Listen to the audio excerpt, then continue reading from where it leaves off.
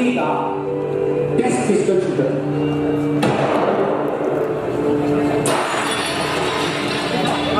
जितनी भी national championships हुई थी उस कंट्री में उसको वो जीत चुका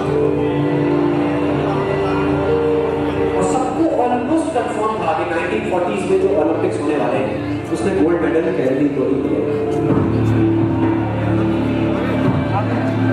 उसको सालों से उसको एक ही सपना था, एक ही फोकस था कि मुझे अपने इस हाथ को दुनिया का बेस्ट शूटिंग हैंड बनाना है, बेस्ट बनाना है और वो कामयाब हो गया।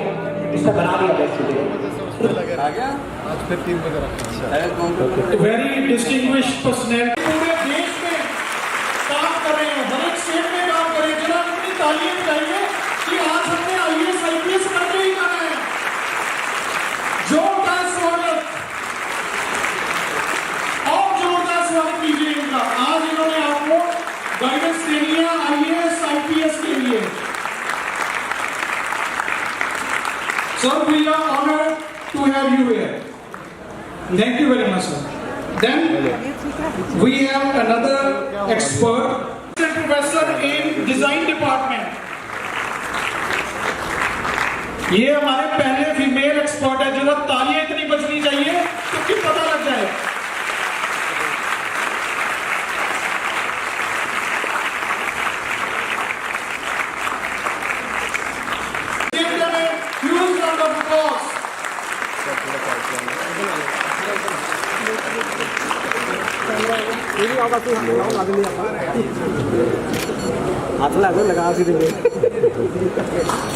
तो हमारे पास mister KD Lal ji, principal chief engineer railway.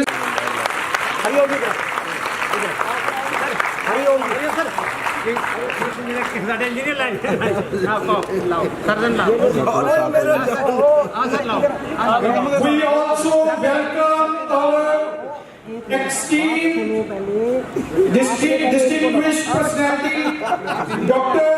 Indrajit Kumar, Assistant Professor in Journalism, जो विद्यार्थी प्रिंट मीडिया में जाना चाहते हैं उनको गाइडेंस देंगे।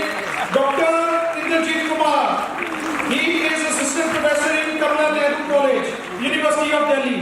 He has traveled from long distance. Field के अंदर ही या उत्थे तक ही सोचते हैं, बहुत गलती कर रहे होवांगे। सो हुण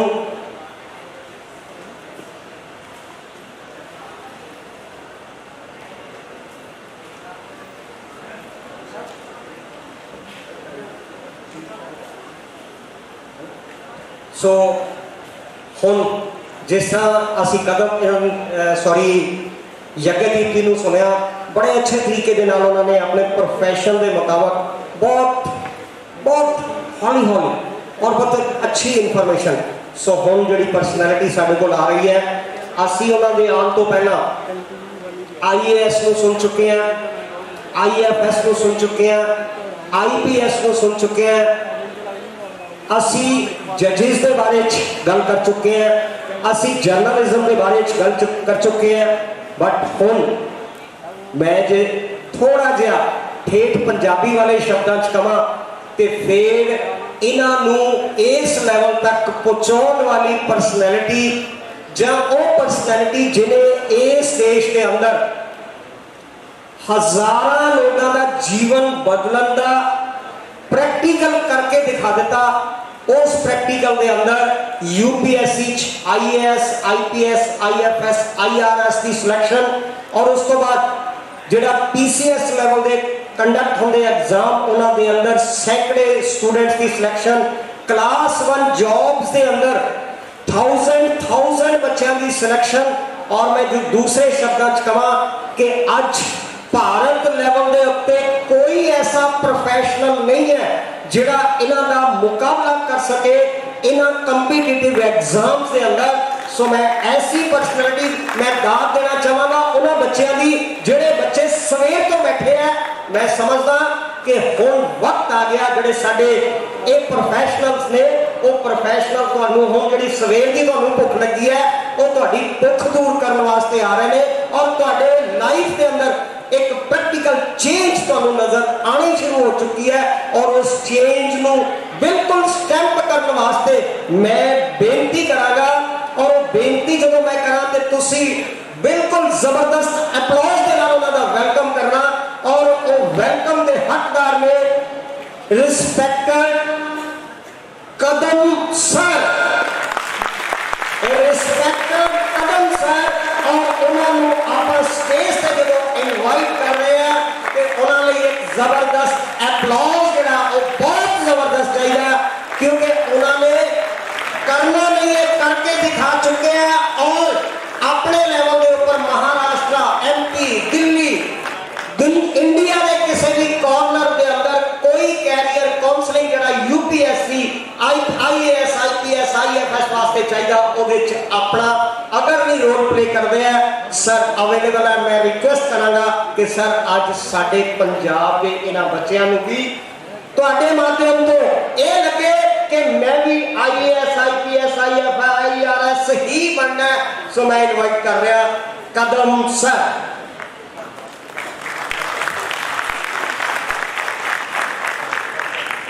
तथागत गौतम बुद्ध, महात्मा फुले, राजश्री शाहू महाराज, डॉक्टर बाबा साहब अम्बेडकर को सर्वप्रथम मैं अभिवादन करता हूँ। यहाँ इस करियर काउंसलिंग के प्रोग्राम को आयोजित करने वाले सभी आयोजक नरेंद्र साहब जी और पूरी उनकी टीम, यहाँ पर सभी ऑफिसर्स, सभी शिक्षण संस्थाएं और यहाँ पर उपस्थित सभी पेरेंट्स और स्टूडेंट्स। मुझे लगता है कि लगभग 7-8 घंटे हुए हैं आप घर से चल के जब आए ही होंगे 8 बजे या 9 बजे, तो तब से अगर हम गिनेंगे अभी 3-3:30 बज रहे। और मुझे लगता है कि बच्चे, सभी बच्चों जो है यहाँ पर बड़े पेशेंट के साथ, यहाँ पर उन्हें बड़ा संयम रह के, बड़ा धैर्य के साथ ये सब कुछ सुन रहे हैं। तो बहुत सारे स्टूडेंट्स को थोड़ी सी भूख भी लगी होंगी। तो मुझे लगता है कि यहाँ पर जो राजेंद्र सिंह साहब जो है, जीपी साहब है और बाकी ये संस्था है, तो ये सब लोगों ने जो ये प्रोग्राम यहाँ पर जो थोड़ी सी भूख को जो है तो कंट्रोल करते हुए मुझे लगता है कि हमको और धैर्य के साथ ये इतना अच्छा जो प्रोग्राम चल रहा है। अभी हमारे यंग जो एडवोकेट साहब है बहुत ताकत के साथ उन्होंने अपनी बात रखी और सभी वक्ताओं ने अपनी जो बात है तो बड़े जान से रखी, दिल से रखी है और हमारे समाज को आगे बढ़ाने के लिए तो ये बहुत एक अच्छा प्रयास जो है तो वो सर हमारे जो है तो वो कर रहे हैं यहाँ पर। यानी जैसे कि हमारे सर, तो मुझे लगता है कि यानी हमारे दिमाग में ये बात जो है तो ये मनोवादियों ने ये बात हमारे दिमाग में डाल के रखी है कि पढ़ के क्या होने वाला है, पढ़ के किसका भला होने वाला है, पढ़ के क्या होने वाला है, पढ़ के किसको नौकरी लगने वाली है, पढ़ के किसका भला होगा। तो मुझे लगता है ये हमारे दिमाग में जो है तो ये बात यानी डाल के रखी है।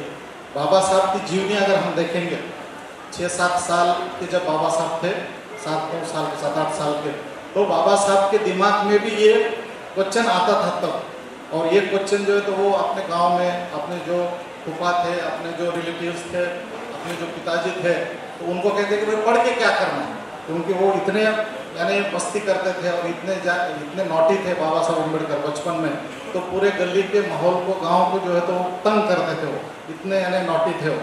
तो गांव के लोग जो है तो उनको यानी थोड़ा सा, तब वो ज़माने में प्लेग आता था, वो ज़माने में जो है तो बहुत सारे जो बीमारियाँ होती थी, तो कुछ लोग जो है तो कुछ औरतें तो ये कहते थे कि भाई इनको क्यों नहीं आता है, इतना हमको तंग करता है ये लड़का। तो बाबा साहब अपने पिताजी को कहते थे कि भाई पढ़ के क्या करना है। जो ये सवाल हमारे बच्चों के दिमाग में आ जाता है कि पढ़ के क्या करना है।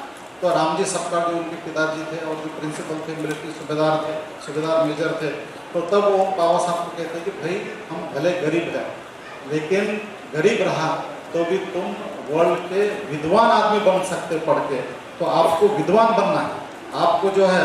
तो रामजी सबकाल ने बाबा साहब को ये नहीं रखा सामने टारगेट कि भाई तेरे को कोई छोटा मोटा ऑफिसर बनना है या छोटी मोटी नौकरी करनी है या छोटा मोटा घर बनाना है, मकान बनाना है, कुछ पैसे कमाना है।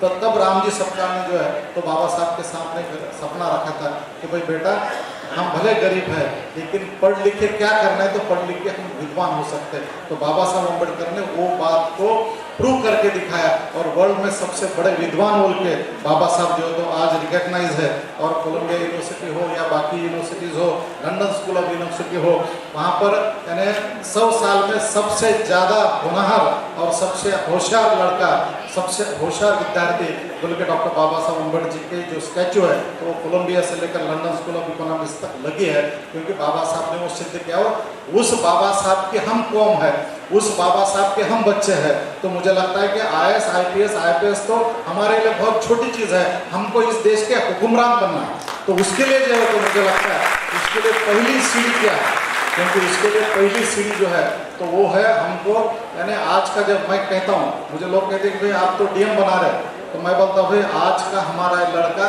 कल चल के CM PM भी बन सकता है। पहले जो है तो ये यानी आज का DM कल जो है तो वो हुक्मरान भी बन सकता है। तो ये पहली सीढ़ी है। तो पहली सीढ़ी जो है तो वो बहुत इंपॉर्टेंट है, क्योंकि डॉक्टर बाबा साहब अम्बेडकर ने हमको ऑफिसर बनाने की जो कोशिश है वो 1942 में बाबा साहब ने शुरू की थी। और इसकी जो बात है, इसके बाद बाबा साहब अम्बेडकर 14 अक्टूबर जो अब आने वाला है, तो 14 अक्टूबर 1956 को जब हमने धर्मांतर लिया, जब बाबा साहब ने हमको बौद्ध धर्म की दीक्षा दी, तब उस भाषण में बाबा साहब अम्बेडकर जी हमको ऑफिसर क्यों बना ये बता। तो ये बात आप ध्यान में रखो कि एक तरफ बाबा साहब अम्बेडकर हमको बौद्ध धर्म की दीक्षा दे रहे हैं और वो दीक्षा समारोह के उतने हिस्टोरिक भाषण में बाबा साहब अम्बेडकर ने कहा कि 1942 में मैंने देखा कि पूरे भारत में सिर्फ जो है तो सिर्फ एक प्रोमोटिव ऑफिसर, तब जो तो 1942 में सिर्फ एक प्रोमोटिव ऑफिसर पूरे देश में जो है तो वो था। तो बाबा साहब ने कहा कि मैंने लिंगलित वो जो तब गवर्नर जनरल थे उनको मैंने रिक्वेस्ट की, उनको लेटर लिखा, उनको मिला। और जब जो है तो यानी हिंदू यूनिवर्सिटी को 3 लाख रुपए मिलता था और बाकी अलीगढ़ मुस्लिम यूनिवर्सिटी को 3 लाख मिलता था, तो बाबा साहब ने गुजारिश की भाई मुझे भी SC बच्चों के लिए जो है तो मुझे 3 लाख रुपए चाहिए। तो गवर्नमेंट ने वो 3 लाख रुपए जो है मंजूर किए। और बाबा साहब ने क्या किया उस 3 लाख से, तो वो 3 लाख से बाबा साहब ने चुन के जो बच्चे हैं उनकी संख्या अलग अलग बताई जाती है, कोई 14 बोलता है, कोई 18 बोलता है, ठीक है, संख्या के विवाद में हम नहीं जाएंगे, लेकिन पूरे भारतवर्ष में से जो हमारे SC के जो स्टूडेंट है उनको बाबा साहब ने चुना और वो 3 लाख फाइनेंस की मदद से उनको विदेश में उच्च शिक्षा के लिए जो है वो पढ़ने के लिए भेजा। और वो जो उच्च शिक्षा प्राप्त जो लड़के बाहर आए, इंडिया में वापस आए, तो वो बैच पहली बैच है हमारी जो क्लास 1 सुपर क्लास 1 ऑफिसर में बाबा साहब ने जो है तो उनको जो है तो वो उनको नौकरी लगाई। तो इस तरह से बाबा साहब अम्बेडकर एक तरफ जो है तो धम्म दे रहे हैं और दूसरी तरफ वही भाषण में बाबा साहब कह रहे कि मैंने ऑफिसर किस तरह से बनाया। तो चलो इसका जो महत्व है, क्योंकि जो प्रतिक्रांति इस देश में हुई है, जो प्रतिक्रांति हुई है, सम्राट अशोक का जो समतावादी राज्य था उसको जो इन लोगों ने जो है तो खत्म किया है, तो उसको प्रतिक्रांति किसने की है? तो प्रतिक्रांति जो है तो ऑफिसर लोगों ने की है।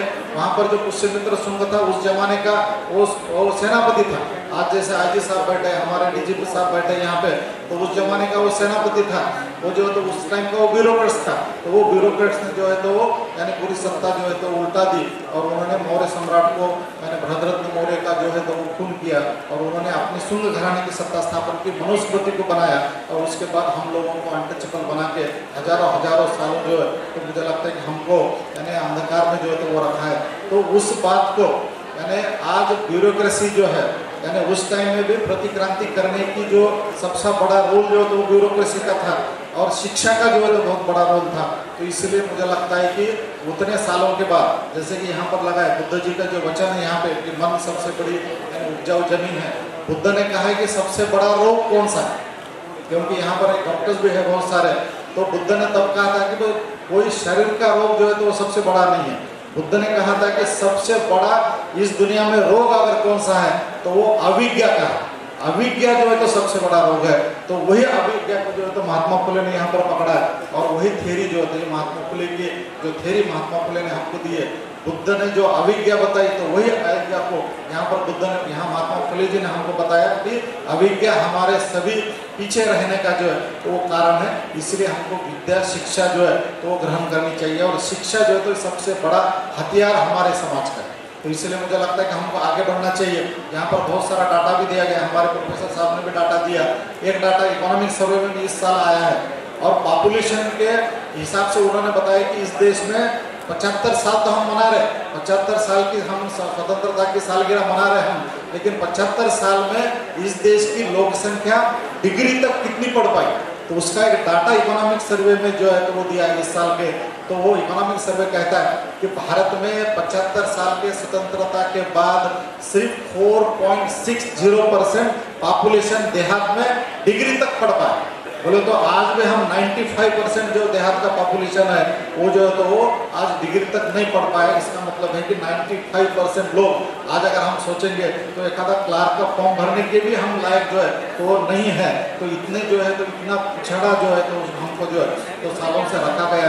तो मुझे लगता है कि हमारे बच्चों को, हमारे पेरेंट्स को शिक्षा के ऊपर बहुत सारी तवज्जो जो है तो वो देनी चाहिए। और उससे साथ साथ जैसे कि बाबा साहब ने कहा कि हम की पोस्ट को यानी प्राप्त करना चाहिए, क्योंकि हम अगर ऑफिसर बनेंगे, हम अगर की पोस्ट भले हो देश के हो भले हो, जैसे हमारे वकील साहब ने कहा कि यूनाइटेड नेशन में आप यानी यंग प्रोफेशनल बोल के भी जा सकते हैं। तो वर्ल्ड लेवल की हो या देश लेवल की हो, कोई भी जो मारे के और मौके की जगह है, जो भी जो की पोस्ट है वो अगर हम एक्वायर करते हैं तो मुझे लगता है कि समाज के लिए हम कुछ और ज़्यादा काम जो है तो पे बैक टू सोसाइटी जो है तो वो ज़्यादा कर सकते हैं। और इसके लिए यूपीएससी एक बहुत अच्छा माध्यम है। मुझे लगता है कि कुछ टेक्निकल बातें मैं यहाँ पर बच्चों को बताऊंगा कि बाकी जिनको पता है तो उनको पता है, ठीक है, लेकिन यहाँ पर जो हमारे बच्चे, बहुत सारे बच्चों के दिमाग में ये है कि हम 10th में हैं, हम 12th में हैं, तो अब से स्टडी करना चाहिए। तो मुझे लगता है कि आईएएस बनना, आईपीएस बनना यह एक पर्सनैलिटी है, ये पर्सनैलिटी है, ये कोई एक एग्जाम नहीं है, एक एग्जाम दे लिया और आप हो लिए। तो मुझे लगता है कि जैसे यहाँ पर आपके डिप्टी कमिश्नर साहब थे तो आईआईटी में पढ़े हैं, बीटेक हुआ, उसके बाद आईआईटी जैसे इंस्टीट्यूशन में एमबीए किया है और उसके साथ कोई क्लास नहीं लगाया, कुछ नहीं किया, घर में बैठ के जो तो ऑफिसर बन गए। तो इस तरह से यानी एक पर्सनैलिटी उनकी डेवलप हुई कि जो आईएएस लेवल तक पहुँच सके। तो मुझे लगता है कि एमपी जो स्टेट लेवल की जो एग्जाम हो या सेंट्रल लेवल की यूपी से हो या कोई एग्जाम हो, तो एक पर्सनैलिटी, एक व्यक्तित्व आपका बनना चाहिए। और वो व्यक्तित्व बनने की जो शुरुआत है मुझे लगता है 10वीं से 10th से लेकर ही शुरुआत होती है। और ये प्रोग्राम के माध्यम से सिर्फ हम यहाँ पर बीज बोने के लिए आए। यहाँ पर ये जो प्रोग्राम है यानी 10-20 मिनट के आपके साथ डिस्कस करने से यानी कोई हम पूरी चाबी आपके हाथ में नहीं दे सकेंगे, लेकिन मुझे लगता है कि यहाँ पर यानी सही वक्त पे आपको आपके अंदर जो आपके दिमाग के अंदर एक महत्वाकांक्षा जो है, एक जो है तो एक बीज बोने आए हैं कि भाई आपको ऑफिसर बन सकते हैं। आपको एक आत्मविश्वास देने के लिए हम यहाँ आए कि आप जो है तो वो भी आईएएस बन सकते हैं, आईपीएस जो है वो बन सकते हैं। और उसकी जो स्टडी है तो उसकी स्टडी जो है तो उसकी स्टडी दूसरी कोई नहीं है। जो आप 10th की स्टडी करते हैं, 12th की स्टडी करते हैं, तो वही स्टडी है जो डिग्री की स्टडी करते हैं हम, वही स्टडी है। उसके लिए कोई अलग चीज़ करने की जो है तो वो जरूरत नहीं, लेकिन जो हम करते हैं वही मुझे लगता है कि अगर हम सीरियसली करेंगे, उस ढंग से करेंगे, तो हम डेफिनेटली यूपीएससी जो है तो आराम से क्रैक कर सकते हैं। यूपीएससी के लिए जो एग्ज़ाम का जो क्राइटेरिया, जो पैटर्न है, उसमें वहाँ पर प्रीलिम होता है, मेंस होता है और इंटरव्यू होता है। 3 फेज में एग्ज़ाम चलता है। अभी लगभग 10-11 लाख जो स्टूडेंट है वो एग्ज़ाम दे रहे हैं। और यहाँ पर हमारे आईजी साहब ने जैसा कहा था कि भाई यानी आज एग्ज़ाम जो है तो कल किसी को पूछे तो बोलता है कि वो तो एग्ज़ाम बहुत ही वास्ट हो गई, बहुत ही कठिन हो गई। आज अगर हम बच्चों को पूछते तो आज के बच्चे भी बोलते हैं कि इस साल की एग्ज़ाम कठिन है। आप अगर 5 साल के बाद एग्ज़ाम देंगे तो तभी भी वो जो है तो वो कठिन रहने वाली, क्योंकि ये चेंजिंग पैटर्न है। क्योंकि कैसा है कि ये जो है एग्ज़ाम चेंज होते रहते हैं। आज इस साल की एग्ज़ाम अगले साल नहीं होने वाली, क्योंकि अगले साल जो है तो कुछ नया और कुछ नया चैलेंजिंग जो है तो आपके सामने आने वाला है। तो इसलिए यानी ये जो प्रीलिम होती है तो प्रीलिम में 10-11 लाख बच्चे अभी बैठते हैं, उसमें से जितनी जगह होती है उससे 1:10 या 1:14 इस हिसाब से बच्चों को चुनते हैं। मान लो कि अगर 1000 जगह है तो 1000 जगह है तो 14,000 बच्चे जो है तो वो प्रीलिम में पास होते हैं, बाकी के सभी बच्चे जो है तो उनको छांट दिया जाता है। तो इस तरह से यानी 1:10 या 1:14 के हिसाब से बच्चे प्रीलिम पास होते हैं। वो बच्चे मेंस देते हैं। मेंस के लिए, प्रीलिम के लिए 2 पेपर रहते हैं, एक पेपर जनरल स्टडी का रहता है और एक पेपर जो है तो आपको सीसेट का रहता है। जो मेंस के लिए बच्चे जो फिर छट के आते हैं सामने, तो उनके लिए यानी एक पेपर इंग्लिश का, दूसरा पेपर लोकल लैंग्वेज का, जो आपको सिर्फ 25 मार्क लेके उसको क्वालिफाई होना है। अगर वो क्वालिफाई नहीं होते तो आगे के पेपर आपके नहीं जांचे जाते। आपके पेपर जो है तो उसको यानी जो है तो उनको यानी जांचते नहीं है, तो इसलिए वो बहुत इंपॉर्टेंट पेपर है। लेकिन ये 2 पेपर है, इंग्लिश के और जो लोकल लैंग्वेज का, वो पेपर के मार्क आपके फाइनल टैली में वो कंसिडर नहीं किए जाते, तो ये भी बात आपको ध्यान में रखनी है। साथ साथ आपको एसे का एक पेपर होता है 250 मार्क का, आपकी राइटिंग स्किल और बाकी आपकी सोच जो है वो उसमें यानी परखी जाती है।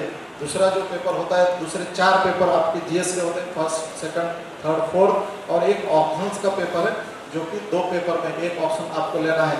नियर अबाउट 23 सब्जेक्ट है, हर स्ट्रीम के सब्जेक्ट है, इंजीनियरिंग के सब्जेक्ट्स है, मेडिकल के हैं, आपके आर्ट्स के हैं, कॉमर्स के हैं, सभी तरह के जो भी यानी सब्जेक्ट्स है उसमें है। 23 में से एक सब्जेक्ट आपको चुनना है। मान लो अगर हिस्ट्री चुन लेते हैं आप, तो उसके 2 पेपर आपको देना पड़ता है 250 मार्क के। इस तरह से एसए का पेपर 250 मार्क का, 4 पेपर जीएस के आपको 250 मार्क के, उसके बाद 2 पेपर जो है तो ऑप्शनल के जो है तो वो पेपर आपको जो है वो देना पड़ता है। तो इसी तरह से यानी आपको यानी ये पेपर देने के बाद मेंस में जो है तो मेंस में जैसे प्रीलिम में 1 to 10 बच्चे निकालते हैं, उसी तरह से मेंस में 1 to 3 बच्चे जो यानी एक पोस्ट के लिए 3 बच्चों को क्वालिफाई करते हैं और उनका इंटरव्यू होता है। और फाइनल सिलेक्शन में 1 to 1 एक पोस्ट के लिए एक सिलेक्शन, और बाकी के जो 2 बच्चे जो है तो वो अपना फिर से प्रीलिम की तैयारी में जो है तो वो जुड़ जाते हैं। तो इसी तरह से ये जो 3 फेज में एग्जाम है, जो प्रीलिम्स है, मेंस है और इंटरव्यू है, तो उसकी फिर तैयारी कैसे करनी, उसके लिए जो सिलेबस है तो आप यूपीसी के साइट पे जाके आप सिलेबस निकाल सकते हैं। और बेसिक है जो आप 10th में पढ़ते हैं, जो आप 10th तक जो साइंस पढ़ते हैं, आप जो हिस्ट्री पढ़ते हैं, आप जो ज्योग्राफी पढ़ते हैं, आप जो एनवायरनमेंट पढ़ते हैं, आप जो पॉलिटी पढ़ते हैं, उसके बाद इकोनॉमी पढ़ते हैं, तो इस तरह से यही, और करंट इवेंट है, तो ये 6-7 सब्जेक्ट ये है जो आप 12th तक पढ़ते हैं। और इसके लिए भाषा का भी कोई बहुत बड़ा ये नहीं, क्योंकि आप लोकल लैंग्वेज में अभी जो 22 लैंग्वेज है आपके इंडियन कॉन्स्टिट्यूशन के 8 शेड्यूल में, उसमें से आप कोई भी भाषा चुन सकते हैं। आप पंजाबी में भी लिख सकते हैं, आप मराठी में लिख सकते हैं, आप हिंदी में लिख सकते हैं। तो आप कोई भी भाषा में यूपीसी के जो मेंस के पेपर है वो लिख सकते हैं। इंटरव्यू जो है तो वो आप कोई भी भाषा में दे सकते हैं, और आप जो है तो वहाँ पर यानी ट्रांसलेटर बैठा रहता है, तो वो जो है तो वो कम्युनिकेशन के लिए आपको मदद करता है। तो इसलिए यानी जो भी जो दिक्कत है तो कोई दिक्कत नहीं, क्योंकि जो सब्जेक्ट्स है कोई वास नहीं है, क्योंकि यूपीसी ये नहीं चाहती कि कोई सब्जेक्ट में स्पेशलाइज आदमी हो, वो चाहती कि सभी सब्जेक्ट में एक जनरल नॉलेज जो है तो बच्चों का आए। और 12th तक जो है 12th एनसीईआरटी तक, जिसके बाद जो 12th एनसीईआरटी तक अच्छा डेप्थ में और अच्छी तरह से माइक्रो स्टडी है, मुझे लगता है कि वो लड़का आराम से यूपीसी जो है वो पास कर सकता है। तो ये पेपर्स देने के लिए और जनरल स्टडी की तैयारी करने के लिए फिर स्टडी मटेरियल क्या चाहिए, तो स्टडी मटेरियल है सिर्फ एनसीईआरटी। एनसीईआरटी एक ऑथेंटिक और सबसे बढ़िया स्टडी मटेरियल है। 6ठी से लेकर 12th तक, 6th से लेकर 12th तक आप हिस्ट्री के बुक्स है, उसके बाद आप ज्योग्राफी के बुक्स है, 6 to 12 तक आप पॉलिटी के बुक्स है, 6 to 10 तक आप साइंस के बुक्स है। तो ये जो, और 11th लेवल का इकोनॉमिक्स है, एनवायरनमेंट है, तो ये बुक जो है मुझे लगता है कि 30-35 किताबें हो जाती है। अगर ये 30-35 किताबें आप अगर 3-4 बार पढ़ के रट लेते हैं, 3-4 बार अगर उसको माइक्रो रीडिंग कर लेते हैं, तो आपका यूपीसी का जो सिलेबस है या यूपीसी का जो बेस है तो आपका बेस तैयार हो जाए। इसलिए कोई अलग से बहुत बड़ी कोई तैयारी जो है तो वो करनी नहीं है। आपको 12th तक की जो तैयारी, 6 से लेकर 12th तक की एनसीईआरटी की जो तैयारी है, तो वो तैयारी बहुत रट के और बहुत माइक्रो और बहुत महीन तरीके से जो है, बहुत माइक्रो तरीके से जो है, तो वो आपको 6ठी से लेकर 12th तक आपको एक किताबें पढ़ने हैं। मुझे लगता है ये अगर आप करेंगे तो आपका एक अच्छा साउंड बेस जो है तो वो तैयार हो जाएगा। यहाँ पर जो है डिप्टी कमिश्नर साहब ने कहा कि भाई 10 रेफरेंस बुक्स मत पढ़ाओ, कुछ गिने चुने, हर ये जो मैं सब्जेक्ट बता रहा हूँ, ये सब्जेक्ट के 1-1, 2-2 आप अगर एक रेफरेंस बुक्स पढ़ेंगे तो वो रेफरेंस बुक्स आप 2 किताबें आप 10 बार पढ़ो। 10 किताबें पढ़ने के बजाय आप 2 किताबें जो है तो चुन के अच्छे जो क्वालिटी के जो रेफरेंस बुक्स है, गाइड नहीं पढ़ना। हमको मार्केट में बहुत सारे गाइड हमको मिलते हैं, लेकिन गाइड से जो होता है हमारा निपटारा नहीं होता है। तो मुझे लगता है कि रेफरेंस बुक्स आपको पढ़नी चाहिए। तो 2 अच्छे रेफरेंस बुक्स हर सब्जेक्ट के चुन के, हिस्ट्री के लिए समझो मान लो कि बिपिन चंद्र का है फ्रीडम स्ट्रगल ऑफ इंडिया, या जो है तो इकोनॉमी यानी आप ज्योग्राफी में जाएंगे तो फुल्लर का है, या सविंदर सिंह का है, या फिर माजिद हुसैन के है, या इकोनॉमिक्स में जाएंगे आप तो जो यानी रमेश सिंह सर का है, या दत्तन सुंदरम का है, इंडियन कॉन्स्टिट्यूशन अगर पढ़ना है आपको तो जो है तो लक्ष्मीकांत है, बाकी जो किताब है, तो इस तरह से आपको एक एक दो किताबें जो है तो वो लेके 10 टाइम उसको पढ़ना है और एनसीईआरटी का जो है तो वो बेस बनाना है और साथ साथ जो है तो आपको ये सब करते हुए आपको करंट इवेंट जो, क्योंकि पढ़ाई किस तरह से करनी है तो पढ़ाई करने के लिए भी कुछ टैक्टिक रहते हैं। उसमें सबसे पहली बात ये है कि कोई भी एग्जाम की अगर आपको तैयारी करनी है तो उसका जो सिलेबस है तो वो सिलेबस उसका मुझे लगता है कि आपको सामने क्लियर होना चाहिए, प्रीलिम का सिलेबस और मेंस का सिलेबस। इसीलिए स्टूडेंट जो है तो तैयारी करने के पहले सिलेबस सामने रखे और वो सिलेबस पूरी तरह से माइक्रो रीड होना चाहिए आपको। पहली बात तो सिलेबस क्लियर होना चाहिए। दूसरी बात है कि इसके पहले जो क्वेश्चंस पूछे गए प्रीवियस ईयर जो क्वेश्चंस है, प्रीलिम के हो, मेंस के हो, एसए के हो, तो वो जो पीछे के जो क्वेश्चंस पेपर्स हैं प्रीवियस ईयर के, तो उसको बार बार 1, 2, 10, 20, 50, 100 बार जो तो आपको पढ़ना चाहिए। उससे जो है तो आपको डायरेक्शन मिल जाता है, क्योंकि आपका यूपीएससी में जो गूगल है, आपको जो सर्च इंजन है, जो आपको सबसे बड़ा टीचर कौन है, क्योंकि यूपीएससी के लिए हो या कोई एग्जाम के लिए हो, कौन आपका बेस्ट टीचर है? कोई क्लास वाला आपका बेस्ट टीचर नहीं, कोई पढ़ाता है वो बेस्ट टीचर नहीं। हम सभी स्टूडेंट्स को कहते हैं कि सिलेबस और प्रीवियस ईयर के क्वेश्चन जो है तो ये दोनों को आप 1, 2, 5, 10, 50, 100 बार जो पढ़ेंगे तो वही आपको गाइड करता है, क्योंकि आपका जो सबसे बेस्ट टीचर है तो कौन है, तो पीछे के जो सिलेबस है और पीछे के जो प्रीवियस ईयर के जो क्वेश्चंस है उसको अगर आप बार बार करके रट लेते हैं और बार बार जो है तो उसको पढ़ लेते हैं तो आपको जो क्वेश्चन फ्रेम कर रहे हैं तो वो टीचर की वो जो क्वेश्चन पेपर फ्रेम कर रहा है तो उसकी साइकोलॉजी क्रैक हो जाती है, वो किस तरह से वो क्वेश्चन फ्रेम कर रहा है और वो जिस तरह से फ्रेम कर रहा है तो आपके दिमाग में भी वो क्वेश्चन जो है तो फ्रेम हो जाता है कि भाई चलो अगले साल जो है तो किस तरह से वो क्वेश्चन फ्रेम कर सकते हैं, तो इसका आइडिया आपको मिल जाता है। तो फर्स्ट स्टेप में आपको सिलेबस को पूरी तरह से क्लियर करके लेना है। दूसरी स्टेप में आपको प्रीवियस ईयर के क्वेश्चन पेपर जो है उसको क्लियर करके लेना है और बार बार उसको हर दिन पढ़ना है, हर दिन 2 क्वेश्चंस को लिखना है। उसके साथ फिर आपको एनसीईआरटी का सिलेबस क्लियर करके लेना है 36 से लेकर 12वीं तक। उसके बाद आपको 2 रेफरेंस बुक जो है तो उसको करना है और साथ साथ हिंदू जैसे पेपर, इंडियन एक्सप्रेस जैसे पेपर है या फिर आपको योजना है, कुरुक्षेत्र है, इस तरह के जो मैगजीन्स है तो ये जो गवर्नमेंट के मैगजीन मिलता है और साथ साथ पीआईबी वेबसाइट पे, प्रेस इंफॉर्मेशन ब्यूरो, इस वेबसाइट पे जाके आपको गवर्नमेंट के जो पॉलिसी मैटर है, जो government policy matter day to day देते हैं हर क्षेत्र में, कृषि के लिए जो पॉलिसी आ रही है, इकोनॉमी के लिए जो आ रही है, तो इसको जो है तो इसको हमको देखना है। क्योंकि पहले जीके था, जैसे कि हम जब एग्ज़ाम देते थे, मैं महाराष्ट्र का जो है तो महाराष्ट्र में मैंने स्टेट सर्विसेज देके मैं 1999 के एग्ज़ाम में मैं तहसीलदार था। 21 साल पहले मैंने अपना जॉब छोड़ दिया इस काम के लिए और 21 साल पहले जॉब छोड़ के नांदेड़ में एक बहुत बड़ा इंस्टीट्यूशन जो 300 बच्चों का रेसिडेंशियल इंस्टीट्यूशन है तो वो हमने वहाँ पर बनाया। मुझे लगता है कि पूरे समाज के माध्यम से, समाज के डोनेशन के माध्यम से और सोशली, क्योंकि वहाँ पर जो मार्गदर्शन होता है कोई वो प्रोफेशनल क्लास बोल के नहीं होता है, तो वहाँ पर मार्गदर्शन जो है तो वो यानी बच्चों को एक मूवमेंट की तरह, क्योंकि मूवमेंट की तरह जो है तो हम वहाँ पर बच्चों को पढ़ाते हैं। तो मुझे लगता है कि पूरे देश वर्ष में इस तरह से एक पहला इंस्टीट्यूशन, पायनियर इंस्टीट्यूशन नांदेड़ में खड़ा है कि जो 300 बच्चों को रेसिडेंशियली कॉम्पिटिटिव एग्जाम की जो है तो वो तैयारी करके लेता है। मुझे लगता है कि इस तरह से इंस्टीट्यूशन पूरे भारतवर्ष में हर स्टेट में होना चाहिए और बुद्धिजीवी लोग जो है तो इसके लिए आगे जो है तो आना चाहिए। तो आप लोगों को जो है तो जैसे मैं बता रहा था कि पीआईबी वेबसाइट है, उसके जो पॉलिसी मैटर है, हिंदू जैसे पेपर है, इंडियन एक्सप्रेस जैसे पेपर है, तो इस पेपर को भी आपको डेली जो है तो वो पढ़ना चाहिए। और ये एनसीईआरटी है, रेफरेंस बुक्स है, पीछे के प्रीवियस ईयर के क्वेश्चन पेपर है और आपका सिलेबस है, तो इसको एक साथ मिला के हर दिन आपको दूसरी सबसे बड़ी बात जो है तो वो करनी है, वो है आपको राइटिंग स्किल की बहुत ज़्यादा प्रैक्टिस जो है तो वो करनी है। क्योंकि यूपीएससी के मेंस में आपको बहुत कम शब्द में, बहुत कंसाइजली, बहुत प्रिसाइजली और बहुत मूल्यवान तरीके से, कम शब्दों में मौलिक तरीके से जो है तो आपको लिखने की जो है तो वो आपको आदत चाहिए और उसको अगर आपको डेवलप करना है तो मुझे लगता है अभी 10वीं से 12वीं से फर्स्ट ईयर से अभी से जो है तो आपकी शुरुआत करनी चाहिए। और हर दिन आपको 1 हो या 2 हो क्वेश्चन प्रीवियस ईयर का जो है तो वो लिख के निकालना चाहिए।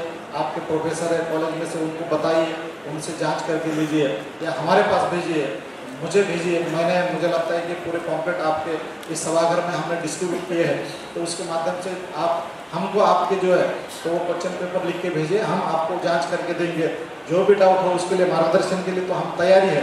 लेकिन मुझे लगता है कि यहाँ से जो भी बच्चा नांदेड़ में पढ़ने के लिए आने वाला है, क्योंकि दिल्ली के जो क्लासेस है, जो दिल्ली के 2 लाख रुपए फीस, आज दिल्ली में सबसे जो बढ़िया क्लास है नेक्स्ट आईएएस है, तो नेक्स्ट आईएएस के जो लेक्चर्स है तो नांदेड़ में हमने बच्चों को फ्री में दे रहे हैं। जो जो जो बच्चे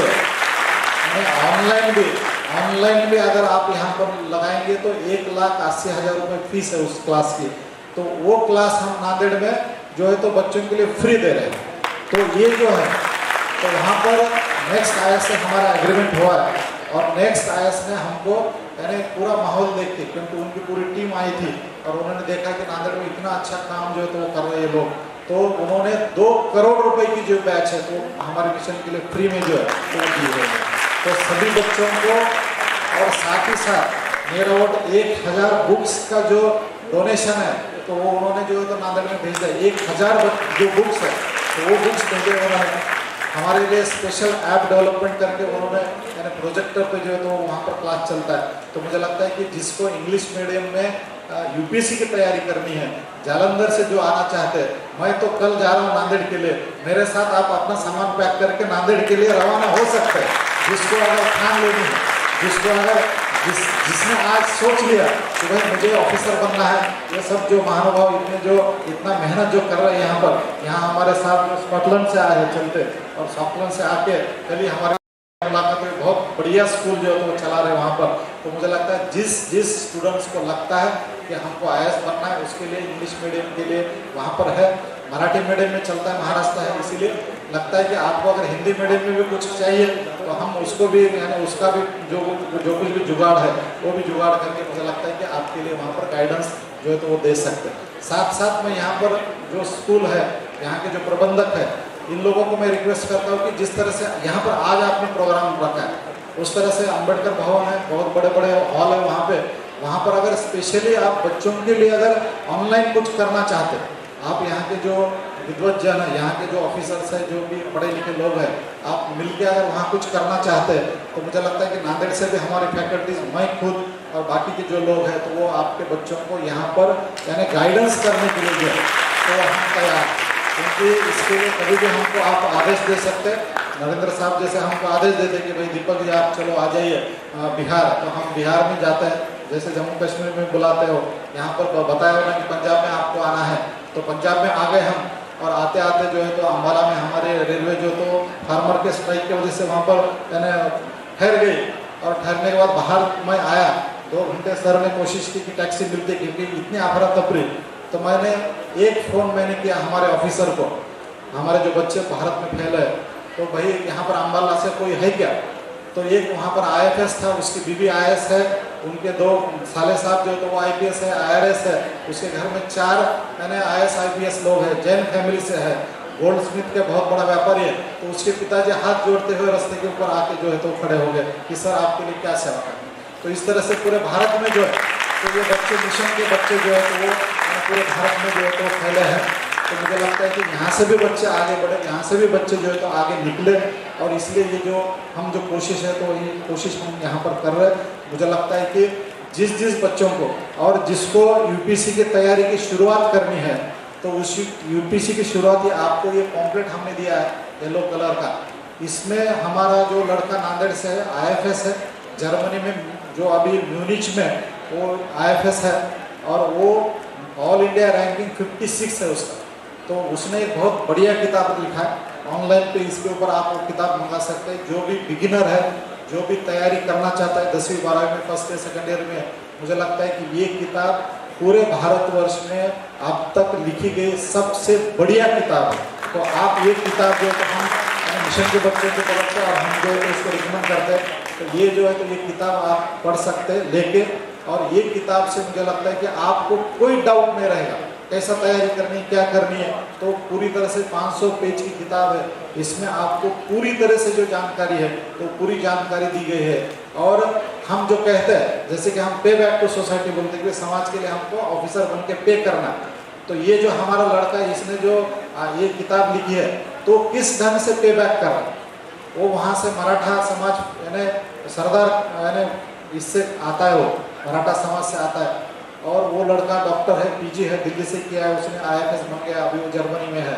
तो पे बैक किस तरह से कर रहा है, तो वहाँ से बैठ के वो महाराष्ट्र के 1-2 नहीं 1,500 स्कूल को उन्होंने जिला परिषद के स्कूल को जोड़ा है गवर्नमेंट को, और 1,500 स्कूल में वो वहाँ से बैठ के जो है तो वो फ्री में वहाँ से बैठ के एक्सपर्ट लोगों के साथ वो जर्मन जो लैंग्वेज है तो जर्मन लैंग्वेज वहाँ से सिखा रहा है। और उस प्रोग्राम को यानी उस प्रोग्राम को वहाँ बैठ के बहुत बार हम कहते हैं कि भाई हमारा IAS ऑफिसर बन गया तो जय भीम भी नहीं करता है, हमारा IAS बन गया तो कभी बाबा साहब की तस्वीर भी नहीं लगाता ऑफिस में, घर में भी तस्वीर नहीं है। तो हम जिस तरह से शिकायत करते हैं, तो वो लड़का वहाँ पे बैठ के उसने ये 1,500 स्कूल को ओपनली जोड़ के वहाँ से जो पढ़ा रहा है, उस प्रोग्राम का उसने नाम रखा है doctor Baba Saheb Ambedkar school of excellence. तो वहाँ पर यानी जर्मनी में बैठ के हमारा ऑफिसर अगर 1,500 स्कूल में लाखों बच्चों को बाबा साहब के नाम की जो स्कीम है तो वो चला सकता है। मुझे लगता है कि ज्ञान को बांटना, एजुकेशन को बांटना, ये सबसे बड़ा कंट्रीब्यूशन है जो हमारे सर कर रहे हैं, जो हमारे साथ जो तो स्कॉटलैंड से आए, ये पूरी टीम जो है, ये मैडम जी है और बाकी ये सब लोग जो तो ये सब लोग कर रहे हैं। तो ये सबसे नेक काम जो तो एजुकेशन का आप लोग सब कर रहे हैं। मुझे लगता है कि जाते जाते मैं एक उदाहरण देना चाहता हूँ यहाँ पर शाहू महाराज जी का। जैसे मैंने पहले उदाहरण दिया था बाबा साहब का कि भाई यहाँ क्या करना है पढ़ के तो विद्वान बनना है, बाबा साहब ने बन के दिखा दिया। शाहू महाराज का भी ऐसा एक स्टोरी था, जब उनको दत्तक लेने की बारी आई थी, तो दत्तक लेते वक्त उनको यानी महारानी ने बुलाया। उनके पिताजी ने 2 बच्चे थे, एक यशवंत थे और उनके बड़े भाई थे, दोनों भाइयों को बुलाया राज दरबार में। उनको एक अच्छा लड़का यानी उनको अडॉप्ट करना था। तो 2 बच्चों में से जो सबसे बड़ा था वो अपना कपड़े वगैरह पहन के, अच्छे कपड़े पहन के आया था वो। तो बड़े महारानी ने पूछा बड़े बच्चे को कि भाई किस तरह से आए हो, क्या कैसे क्या आए हो यहाँ पे। तो बड़े बच्चे ने कहा कि भाई वो पूरा महल वगैरह देख के बाकी सब थोड़ा घबरा गया हो। उसने कहा कि भाई मैं तो यहाँ पर यानी जो है तो वो महल देखने के लिए आया हूँ। तो महारानी ने कहा ठीक है भाई कोई बात नहीं, इसको महल दिखा दो। जो दूसरा छोटा 10 साल का था, यशवंत नाम था उसका, तो उसको पूछा गया कि भाई तू किस लिए आया है यहाँ पे। महारानी ने पूछा क्यों आया है। तो छोटा 10 साल के लड़के ने कहा कि भाई मैं यहाँ पर कोई महल बिल देखने के लिए नहीं आया हूँ, मैं यहाँ पर राजा बनने के लिए आया। ठीक है, तो मैं यहाँ पर राजा बनने के लिए आया। तो यहाँ पर भले आप 10वीं के स्टूडेंट हो, भले आप 12th के स्टूडेंट हो, भले आप डिग्री के स्टूडेंट हो, फर्स्ट ईयर के हो, नरेंद्र सिंह साहब है, ये साहब है हमारे, ये पूरा बोधिसत्व स्कूल और ये सब लोगों ने इतना बड़ा जो फंक्शन रखा है। तो ये फंक्शन इसीलिए रखा है कि आपको जो है तो DM जो है तो वो बनाना है, आपको IAS बनाना है, आपको IPS बनाना है, आपको एडवोकेट बनाना है। इसके लिए यहाँ पर रखा है, कोई जलंधर घूमने के लिए नहीं रखा। यहाँ पर जो तो आके सिर्फ कुछ सुनेंगे आप और सुन के छोड़ देने का इसलिए नहीं बुलाया। तो आपको किंग बनाने के लिए, आपको जो है तो बड़े ओहदे पे जाने के लिए और ये समाज के लिए कुछ पे बैक करने के लिए जो है तो इसलिए आप लोगों को यहाँ पर बुला के इतना बड़ा जो माहौल है, इतना बड़ा जो फंक्शन है वो कर रहे हैं। मुझे लगता है कि मैं बड़े तहे दिल से और बड़े रिस्पेक्ट के साथ ये पूरी टीम, हमारे DGP साहब और बाकी सब टीम को मैं सलूट करता हूँ। मैं यहाँ पर उनको यानी जय भीम करता हूँ, उनको सलूट में, उनके सम्मान में, और आप सबसे विदाई लेता हूँ। आप लोगों ने मुझे बड़े शांति के साथ सुना, क्योंकि मुझे लगता है कि DGP साहब ये कोशिश कर रहे थे कि बीच में 10-20 मिनट का नहीं, थोड़ा ज़्यादा वक्त मिले मुझे, या फिर ये लास्ट में रखे क्योंकि बच्चे इसका ज़्यादा फायदा उठाए।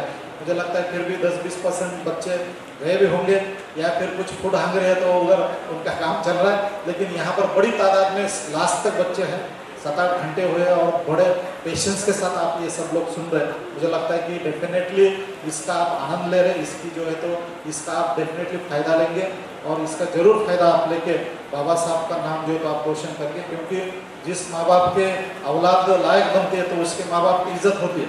उस तरह से बाबा साहब जी है, फुले शाहू अम्बेडकर जी है, उनकी अगर हम संतान हैं, हम अगर लायक बनेंगे तो मुझे लगता है कि डेफिनेटली इस देश, ये समाज जो है तो उनको सलूट करेगा।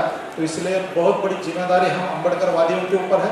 हम जो है तो हो पढ़े लिख के यानी सिर्फ देश तक नहीं, हम मुझे लगता है कि वर्ल्ड में अम्बेडकरवादी बोले तो मुझे लगता है कि बेस्ट ब्रांड बोल के पूरे वर्ल्ड में हमारी पहचान होनी चाहिए। इस तरह से हमको आगे बढ़ना है और इस तरह से आप आगे बढ़ेंगे, ऐसे मैं आपसे गुजारिश करता हूँ, आपसे अपेक्षा करता हूँ और यहाँ पर मेरी बात को मैं विराम देते हुए यहाँ पर सभी का धन्यवाद करता हूँ। जय भीम, जय भारत। आपसे कोई सवाल है यहाँ पर, कोई स्टूडेंट को अगर कोई भी सवाल है, यूपीएससी के बारे में सवाल है, बाकी के बारे में सवाल है, मिशन जो है तो यानी ये कोई हमारा कोई ट्यूशन क्लास नहीं, ये कोई हमारे लाखों रुपये फीस की बात नहीं है। नांदेड़ में सिर्फ यानी जो वहाँ पर 2 लाख में होता है, वहाँ पर सिर्फ 10,000 में जो है तो होता है। एक नॉमिनल यानी जो है तो आपका टोकन जो है तो वो लेके हम वहाँ पर बच्चों को पढ़ाते। जो बच्चे प्रीलिम पास होते उनके लिए, जो गरीब बच्चा प्रीलिम पास होता है उसकी दिल्ली में रहने की सुविधा, उसकी बाकी कोचिंग की सुविधा, उसकी पूरी सुविधा जो है तो अम्बेडकर वासुदेव मिशन लेता है पूरे भारतवर्ष में। ये भी बात आप ध्यान में रखें। आपके अगर कोई यहाँ के बच्चे अगर कोई प्रीलिम पास होता है, संयोग से मैं जिस घर में हमारे कौर साहब के यहाँ मैं रुका था और उनकी जो बिटिया है गुड़िया, वो IIT से है और वो अभी मेंस दिया है उन्होंने, और मुझे लगता है कि वो आपके जालंधर में यानी अगली जो है तो वो IAS IPS बन के यानी अप्रैल तक, मई तक जो है तो उसका फेलिसिटेशन एक बड़ा रखो, उसके लिए भी हम बाद में आएंगे नांदेड़ से, तो वो भी IAS IPS बन सकते हैं। तो इस डिस्ट्रिक्ट से, पंजाब से, बिहार से, पूरे भारतवर्ष से कोई गरीब लड़का है जो यूपीएससी का प्रीलिम निकालता है, उसकी दिल्ली में रहने की, उसको बाकी की व्यवस्था, जो मेंस देने के लिए भारत में कोई भी जगह जाओ, कोई भी जगह अगर आप जाएंगे तो आपके लिए जो है तो पूरी सुविधा। सर छत्तीसगढ़ में थे, छत्तीसगढ़ में दिनराज प्रभाकर सर बोल के IFS है, इस साल उन्होंने हमारे मेंस देने वाले बच्चों के लिए स्पेशल व्यवस्था की थी। रेस्ट हाउस किया था उन्होंने, कार की फैसिलिटी, कुक की फैसिलिटी, पूरी फैसिलिटी 15 दिन में लाखों रुपए खर्च करके 15 दिन यानी सभी बच्चों को सेपरेट रूम देके पूरी जो फैसिलिटी वो फैसिलिटी दी थी। तो पूरे भारतवर्ष में आपको कहाँ पर भी मेंस देने की तकलीफ नहीं जाएगी, आपको मेंस की प्रिपरेशन, इंटरव्यू की प्रिपरेशन, किसी बात की कोई तकलीफ नहीं जाएगी। एक बात आप दिमाग से निकाल लो कि आप गरीब के बच्चे हैं, आप गरीब के नहीं हैं, आप बाबा साहब के बच्चे हैं। ये बात आपको जो है हमेशा याद रखनी, ठीक है। तो आपको पूरी फैसिलिटी जो है तो वो मिशन के ओर से मिलेंगी, ये बात मैं यहाँ पर कहता हूँ। और इससे अलावा आपको अगर कोई क्वेश्चन है, आपके अगर कोई इसके बारे में डाउट है तो कुछ क्वालिटी क्वेश्चन जो था हम आपसे डिस्कस कर सकते हैं। कोई क्वेश्चन है तो फिर हाँ, तो सर बता रहे कि आपको यानी खाने के लिए थोड़ा ब्रेक देना चाहिए, तो आपको ब्रेक के बाद जो सेकंड सेशन होगा तो सेक्शन में आपके क्वेश्चन निकालिए आप, तो उसमें आपके सभी क्वेश्चंस को हम यहाँ पर एड्रेस करेंगे। जो भी यहाँ पर एक्सपर्ट लोग हैं वो भी लोग हमारे साथ यहाँ पर आके वो भी लोग हमको जुड़ जाएंगे और वो भी आपके क्वेश्चंस को एड्रेस करेंगे। धन्यवाद। जय हिंद।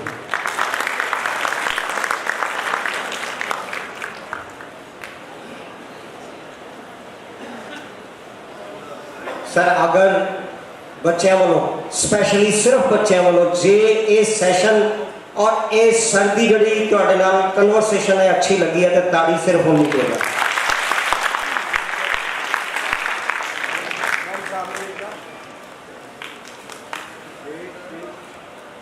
सो जिस तरह असी शुरुआत वादा किया कि असी तो जिस तरह अगे बढ़ोगे कैरियर काउंसलिंग का मीनिंग जोड़ा है तुम खुद ब खुद अंडरस्टैंड करते जाओगे।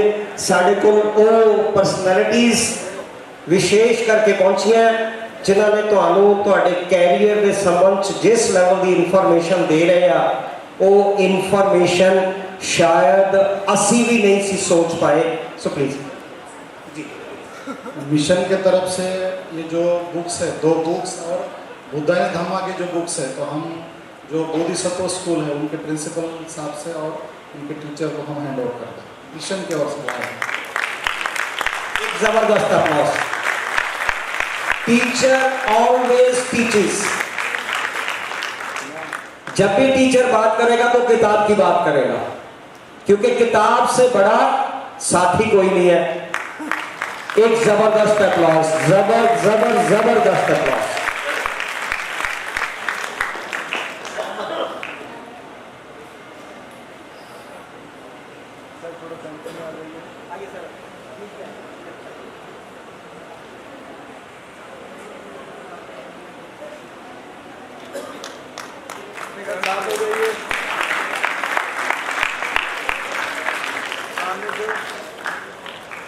सो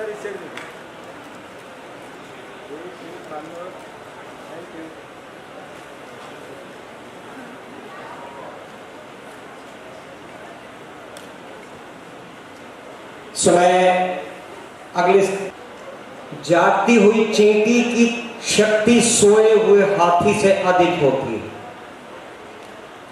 जागती हुई चींटी की शक्ति सोए हुए हाथी से अधिक होती है। और आज दे साढ़े सारे स्पीकर साहबान ने सानू ये एहसास करवाने की कोशिश की है कि तुसी सिर्फ सोए हुए हो, तुहाडे च ताकत बहुत है। जागे ते एक ताकत तुसी अंदाजा लगाओ कितनी वड्डी है। बट वो जागन वास्ते अज आपां जे मन बना लिया, जिस लेवल की इनफॉर्मेशन तुहाडे नाल शेयर हुई है, जिस लेवल की पर्सनैलिटीज तुहाडे नाल इंट्रोड्यूस हो रही है, जिस ढंग दे नाल तुहानू इनफॉर्मेशन प्रोवाइड की जा रही है, की गई है, शायद इसका मुकाबला नहीं है। सो हुण साडे कोल जिहड़े अगले स्पीकर है, हुण तुसीं अंदाजा लगाओ कि हुण इत्थे तक पहुंचते पहुंचते जे लैवल ए वाला आ चुकिया ते फिर हुण जिहड़ी पर्सनैलिटीज आ रही हैं, उन्हां पर्सनैलिटीज दे कोल लोग जान लई अपना एडमिशन जिहड़ा है वो डमी एडमिशन किते अलग करवाते हैं, कोचिंग किते अलग लैन जाते हैं। डमी एडमिशन अलग करवाते हैं, कोचिंग लैन लई अलग जाते हैं। बट अज मैं सल्यूट कर रहा कि वो पर्सनैलिटीज उथों चल के साडे कोल इत्थे पहुंचियां। वो पर्सनैलिटीज हुण साडे कोल, क्योंकि सब तो बड़ा क्रेज जिहड़ा है वो IITs का है, सब तो बड़ा क्रेज जिहड़ा है वो JEE मेन्स का है, सब तो बड़ा जिहड़ा क्रेज है वो नीट का है। बहुत सारे स्टूडेंट्स जिहड़ा है वो नीट JEE ਇਹਦੇ ਬਾਰੇ ਸੋਚਦੇ ਆ। सो नीट JEE ਦੇ ਸਬਜੈਕਟਸ ਦੇ ਉੱਤੇ ਸਪੈਸ਼ਲ ਇੱਕ ਪੂਰੀ ਟੀਮ, ਕੱਲੇ ਨਹੀਂ ਇੱਕ ਪੂਰੀ ਟੀਮ ਸਾਡੇ ਕੋਲ ਪਹੁੰਚੀ ਹੈ। ਸੋ ਮੈਂ ਉਹਨਾਂ ਪਰਸਨੈਲਿਟੀਜ਼ ਨੂੰ ਵਿੱਚੋਂ ਉਹਨਾਂ ਦੇ ਜਿਹੜੀ ਟੀਮ ਲੀਡਰ ਹੈ, ਕਿਉਂਕਿ ਇੰਨਾ ਸਮਾਂ ਨਹੀਂ ਹੈ ਮੈਂ ਸਾਰਿਆਂ ਨੂੰ ਤੁਹਾਡੇ ਨਾਲ ਇੰਟਰੋਡਿਊਸ ਕਰਾਵਾਂ ਔਰ ਇੰਨਾ ਟਾਈਮ मैं रिक्वेस्ट करांगा कि उन्होंने साढ़े सीनियर लीडर तुहाडे नाल गल करनगे। उस तो बाद जे तुसीं फील करो कि असीं उन्हां दे कोलों कुछ पुछना ते फिर तुहानूं वो पूरी टीम तुहाडे क्वेश्चन आंसर्स दे अंदर बैठेगी और तुहाडे नाल तुहाडे सारे क्वेश्चन से आंसर्स देण तो बाद तुहाडे दिमाग दे अंदर एक गल क्लियर करके जाणगे कि तुसीं सोए हुए नहीं, तुसीं जागे हुए हो और वो पर्सनैलिटी कोई होर नहीं। स्पेशली कोटा तो चल के आई टीम के leader respected sir Razak Ahmed Mansoori ji, Razak Ahmed Mansoori ji, जिन्नी जबरदस्त अप्लाउज के नाल वेलकम करोगे उन्नी जबरदस्त इंफॉर्मेशन तुहाडे तक पहुंचेगी और उन्नी इंफॉर्मेशन लैने मैं चाहांगा कि जबरदस्त अप्लाउज के नाल आप वेलकम करिए रिस्पेक्टेड सर रजक अहमद मंसूरी जी। और ये अपनी टीम नु फिर अपने ढंग दे नाल इंट्रोड्यूस भी करवाएंगे। Sir please. Thank you very much. Good afternoon all of you. मुझे ऐसा क्यों लग रहा है कि 2 शब्दों में कम हो गया? अरे खाया नहीं तो क्या जाता है। जो ज्ञान मिलेगा ना, जो नॉलेज मिलेगी, वो आपका पेट में दिमाग भरना चाहिए। हम लोग यहाँ खाने के लिए आए नहीं, हम लोग किस लिए आए हैं? उस नॉलेज जो हमारे कैरियर को वो उछाल दे।